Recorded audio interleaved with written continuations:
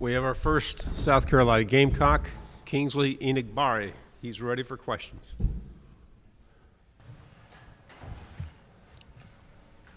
To your left here, second row. What do you remember from the Kentucky game last season? I actually was at home. I had caught COVID, so I was watching the game from TV, so don't remember too much from it live. Stay here on your left, third row. Kingsley, tell me about this defensive line and your mentality. Do you feel like it has to be the strength of the entire defense when you look at some of the guys, yourself included, Zach Pickens, Jordan Burch, a bunch of others? Do you feel like you guys have to be the strength of this defense for this season?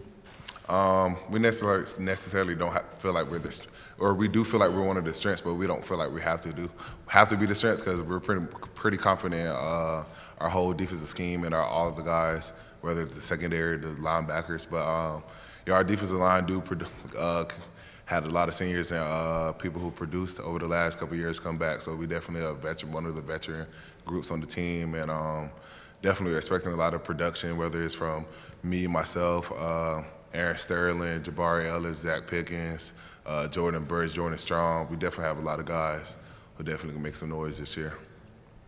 We'll go to your right in the fourth row. Coach Beamer's one of the new guys here at Media Days. What's something about him that you found out that a lot of people probably don't know yet?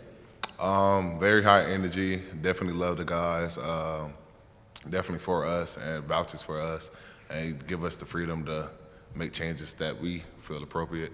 So I'm definitely rocking with Coach Beamer this year. We'll go to your left in the third row.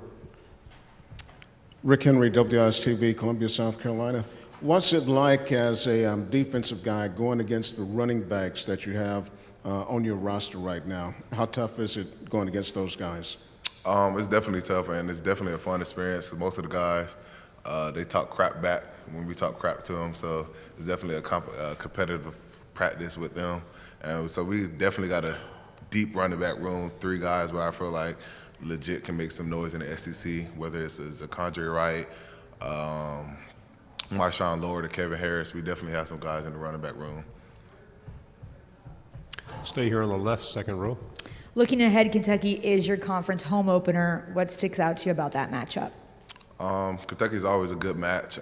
Definitely a competitive game, especially this year. I think is it going to be at their home? But yeah, this year is definitely going to be looking forward to it, especially since I didn't play last year. So definitely trying to come out with a victory there. Third row here on the left. Todd Summers, WSPA TV out of Spartanburg. How do you approach the name, image, and likeness now that allows you to benefit from that in the off season? And then how do you think you approach it once the season gets here? Honestly, I'm really just taking it as it goes. Just waiting for the right deal to strike, and not to be in a rush to do anything. Because ultimately, my play is going to do most of my selling, so I'm not too pressed about anything right now. We'll go back to the left. Of course, the South Carolina fan base is excited about a new coach, a new beginning, so to speak, for South Carolina football. But around the country, Gamecocks not getting a whole lot of love, not expected to do too much in the SEC.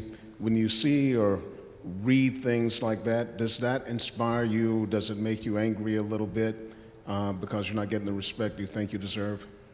There most definitely is. The disrespect is definitely is not tolerated. Because we definitely feel like we're going to be a championship contender this year, and we definitely have some pieces where we feel like can really dominate. And but yeah, it definitely strikes us and gets our blood blowing.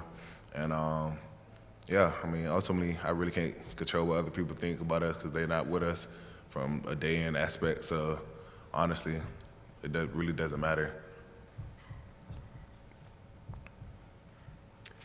Okay, to your right here, second row. Hey, JJ, Daniel Bianca with the Big Spur and 24/7 Sports. How does this past summer, the workout program with Luke Day, maybe compare to others? Where do you feel this team's mindset is this summer compared to previous seasons? This summer, I would definitely say that team energy is definitely be up, and the crowd morale of the team is definitely up, and we're just committed. I would say we all bought into the system and bought into Coach Day and Coach Beamer teachings. So I'm definitely expecting some good things from us this year. On the left here, third row. Kind of to that point, can you give me some noticeable differences for what the way things were done a year ago under the Muschamp regime and how they've changed under Coach Beamer and the whole staff that has changed under him?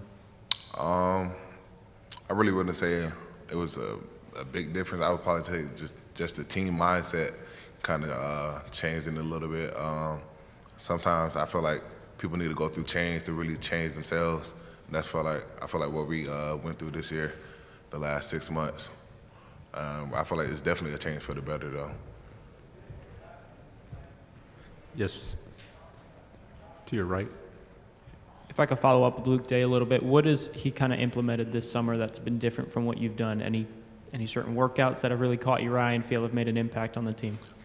He's a big preacher on love because, in a sense, as football players are just a team, being a team sport, we always preach love, but we don't really understand what that means or really like take actions towards to show love for each other. But he's definitely challenged us to actually understand what love is and to show love for their brothers, whether it's holding like finish your rep, completing the rep for your brother to make sure so we won't have to restart type thing, pushing through fatigue, stuff like that, mental battles, just so your brother can get through the workout type thing. So I would probably say that's the biggest thing we went through.